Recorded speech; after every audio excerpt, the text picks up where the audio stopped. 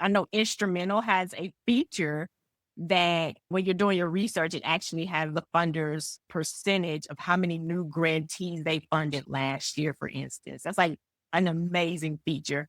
So I always tell nonprofits when you're building your pipeline, start there. Don't start with we don't accept unsolicited proposals. Spend time on the ones who are open to new organizations because I guarantee you it's enough of those that you won't have enough time to apply to those.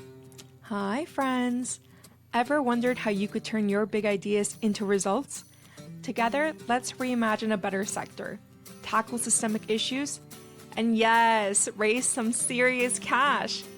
Welcome back to The Small Nonprofit, the podcast where your passion meets action. Hey everyone, welcome back to another episode of the Small Nonprofit Podcast, or if it's your first time here, welcome.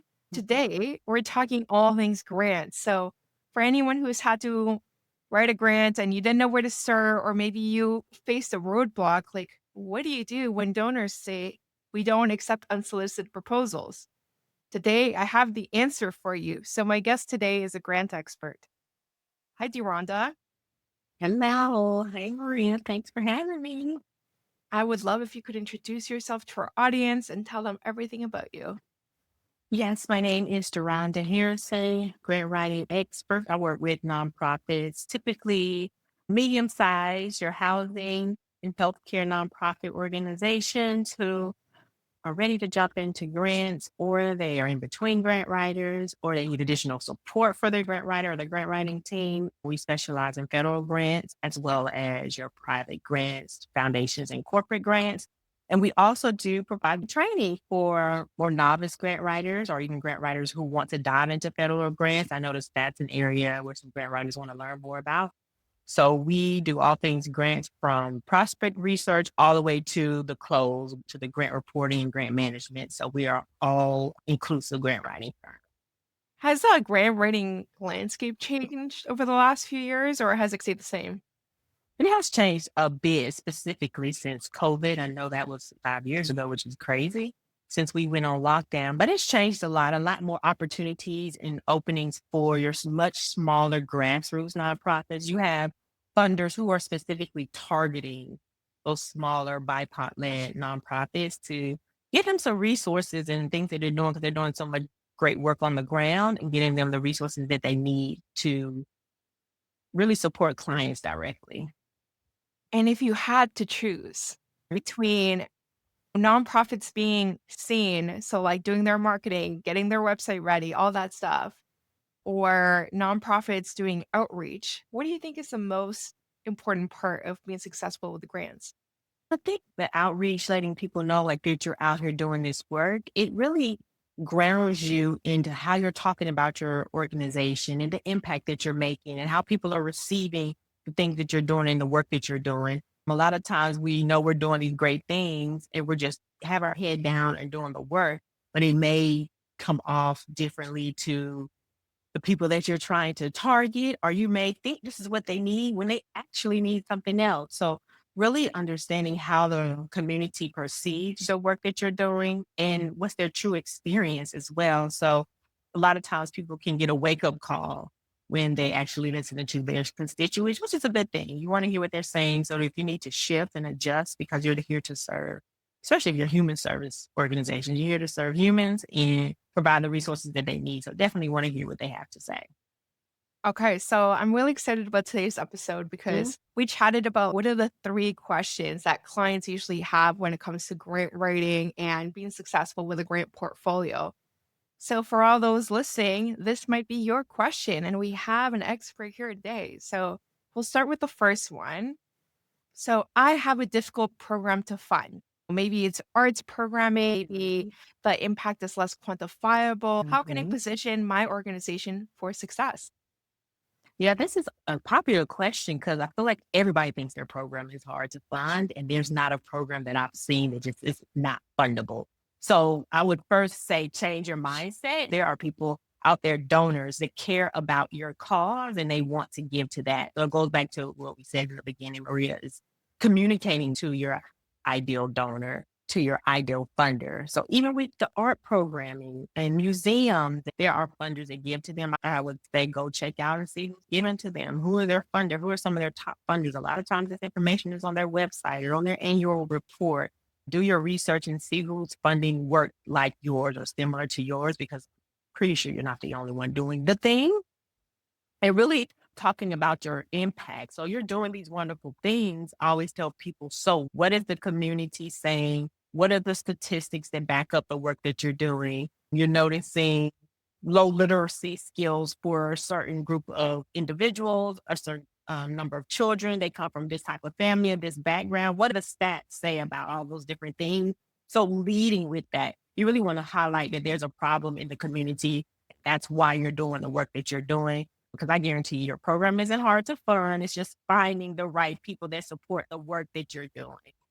Okay, I'm going to push back and say, but oh my goodness, with the current political hellscape, Mm. I do advocacy work. Does that change your answer? Yeah, I'm glad you pushed back, because there is a number of things, especially with the new landscape. I'm in the state.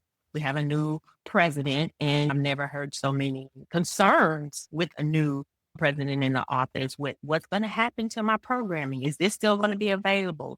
And what does it look like? So just keeping your ear to the ground of what the administration wants and is interested in, no matter who is there, their focus changes from president to president every 4 years or so. So just understanding what are their focus areas, what are the things that they care about, and just leaning into that. Sometimes you may have to not change your program, but really package it up by working with the organization. They provide education around training teachers on how to deliver Holocaust training curriculum. So they also work with teachers on delivering how to provide education training for teachers around the civil rights movement and things like that. So we kind of position their program and services on teacher retention. A lot of educators, a lot of teachers are leaving classrooms. So we position it in a way of where really providing professional development for educators and teachers to lower retention. So it's all about like how you're positioning and how you're tailoring it. A lot of times you can get a lot of that support and information working with an expert, somebody coming in with a fresh set of eyes to look at your programming, because you can definitely a lot of times pre-package like how you're communicating the work that you're doing. That's honestly genius. That positioning that you just shared, that was great. Yeah, okay. So looking for the right donor, changing your mindset, and maybe thinking about how you can do different kinds of positioning. Exactly. Yes, Okay, awesome. Okay, I think I'm ready for question 2. Are you? I am. Let's go. Okay, question 2. How can I get in front of those funders that say we don't accept unsolicited proposals? We don't want to hear from you randomly.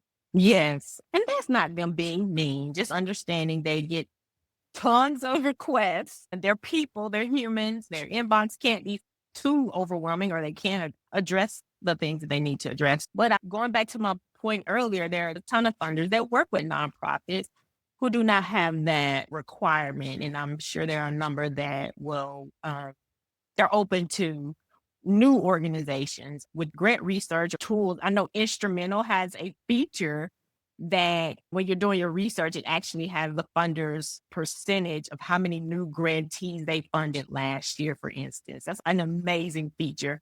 So I always tell nonprofits, when you're building your pipeline, start there. Don't start with we don't accept unsolicited proposals. Spend time on the ones who are open to new organizations, because I guarantee you it's enough of those won't have enough time to apply to. So spending your time on the people that welcome your potential grant application and want to have a conversation with you, that want to learn about your programming. So, just as a follow up question, let's say you Mhm. find those organizations that they're excited to hear from you, right? Do you suggest reaching out to them by email, like calling them, LinkedIn? What do you think is the best way to do relationship building? Yes, all of the above. However you can get someone. So I know you hear a lot of times have someone make an introduction for you to do the warm intro. Of course, all that is great if you can, but if you can't, I'm open and I'm not afraid to tell my clients. I'm happy to draft up an email for them. Say to them, hey, send this. The email needs to say this. It doesn't need to be super long. It needs to really highlight y'all's impact. It needs to say few lines, few sentences. It can't go on and on. because we want them to not only open it, but respond. So if this is an email, if it's reaching out to them on LinkedIn, finding out where they work, sending them an email to their work. I've even done that. You can find pretty much anybody's email on hunter.io. Utilize that free. It's a free tool. And just reaching out to funders. 90% of the time they respond because they want to know more about you and the work that you're doing. Or if they're not the right person, they can direct you to the proper point of contact. But if you can get someone on the phone, that's even better. But I definitely say at least send an email, even if it's a cold email. Just send a thoughtful email, not asking for money, but hey, how can we partner with you? This is our work aligned with your mission. This is exactly what we do here, keeping it short and sweet and showing how your work aligns. I think short and sweet is a really good takeaway because some people I've seen their email and it's like you're asking for 5 grand, 10 grand, and you're writing like 7 essays here. Yes, please don't do that. No one wants that. No, no. Okay, I have another question, another like top 3 question. Yes. What are the different kinds of grants and do the approaches vary based on what the grant stream is? Yeah, so there's different types. There's like capacity building to actually hire staff or money to go towards a building. And those are typically once you've built that relationship, this organization has funded you maybe for a few years. You've had conversations and you want to go after like capacity building to build capacity at your organization. And then you have just specific grants that fund projects, specific project work. And then, of course, what we all love and want are just general operating grants where you can apply those funds to anywhere within your organization. So those are like probably the top 3. There's a ton of different others, but those are like the ones that are more popular. Just specific project-based grant where you use these funds for this project. This is going to go to our medical clinic. We're a housing agency, but we have a medical clinic, and these grant funds will specifically fund that, or capacity building, or just general operating grants. And what about the source? If it's corporate or government, does your approach to prospecting, solicitation, and stewardship change a lot or no? For private, it's a little bit more relational. For private grants, you definitely want to have a relationship. Public relationships, of course, do not hurt, but they're not as essential. Especially with a public grant or federal grant is following the criteria that they have laid out. They tell you specifically how they're going to score that application. And if you follow that, you meet the criteria and you score high for the most part, you'll get the grant. Grants are getting becoming much more competitive where you almost have to have a perfect score for a lot of the federal grants. But essentially, following that evaluation plan or how it's going to be evaluated increases your chances of success. Private, there's no rubrics for the most part. Of course, you're answering the questions in the grant application, but how it's going to be reviewed is more subjective. So there is a difference, but I always say understanding where you are. If it's a private, you want to make sure you've had that conversation. You want to make sure you've done some relationship building. You want to make sure you're talking to somebody at the organization. You want to avoid submitting cold applications as much as possible. So you definitely do have to take a different approach when you're applying public versus private. I like that you mentioned cold applications because here's the thing that I always hear. I hear people saying you should definitely ask for feedback if you don't get, approved. And some people are like, do not ask for feedback. There's a reason why you didn't get approved. Like maybe you didn't do your research. So I'd love to hear your thoughts on that. Yeah, for the most part, a lot of times you get that canned answer. We got more applicants than we could fund. They don't typically tell you why. You can ask. I don't think it's a negative to ask. If they could give feedback, for the most part, they're going to tell you no, but they just don't have the time. And sometimes they didn't put that in their email because of the number of requests. We cannot provide feedback or have meetings or whatever they'll say. But it doesn't hurt to ask if they didn't address it initially in the email. But I always say, if you just cannot get someone on the phone, you're unable to get a response via email, and it's a perfect fit, like the work that you're doing directly aligns with the work that they fund, you can submit a cold application and let that be like your gateway in to have a conversation. That doesn't hurt. Again, if it wasn't very time consuming application, something you have and you've created, that is a way in to maybe have a conversation with someone at the agency and just say, hey, we've applied.